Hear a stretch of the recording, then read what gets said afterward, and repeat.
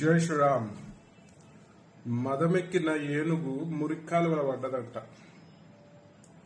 ఆ తరంగా ఉంది మన ఎస్ఎస్ రాజమౌళి కథ.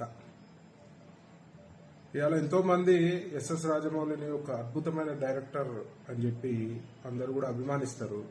కానీ మొన్న ఒక స్టేట్మెంట్ తోటి ఇవాళ హిందూ సమాజంలో ఒక తీవ్రమైన వ్యతిరేకత వచ్చింది.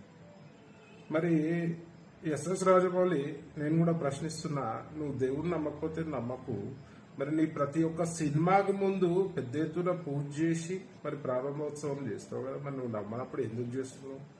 ఆల్రెడీ అందరు విమర్శిస్తున్నారు, దేవుని కథలతోటి నువ్వు అడగోళ్ళు డబ్బులు సంపాదించినావు అని చెప్పి. మరి వాస్తవమే కదా.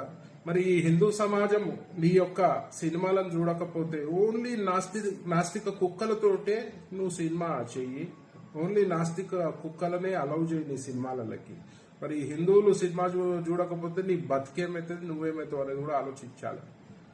నీ బాహుబలిలోనే చెప్పినావు కదా, అహంకారంతో విర్రవీగే బల్లాల దేవ లాస్ట్కి ఎట్లా పతనమైందో నువ్వే చూపించినావు కదా.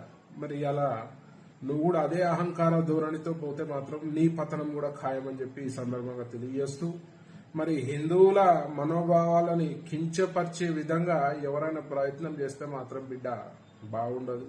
మరి దానికి చాలా రకాలుగా నువ్వు సమస్యలు ఎదుర్కోవాల్సి వస్తుందని చెప్పి సందర్భంగా తెలియజేస్తూ, మరి వెంటనే నువ్వు హిందూ సమాజానికి క్షమాపణ చెప్పాల్సిన తరుణం ఇది.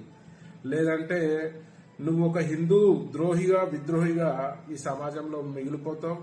నీ ఎంత టాలెంట్ ఉన్నా కూడా పనిచేయదు. ఎందుకంటే ఒకసారి హిందూ సమాజం విద్వేషిస్తే నీ బ్రతుకు హీరో నుంచి జీరో అవుతుందని ఈ సందర్భంగా తెలియజేస్తూ, వెంటనే నువ్వు క్షమాపణ చెప్పాలని చెప్పి నేను డిమాండ్ చేస్తున్నా.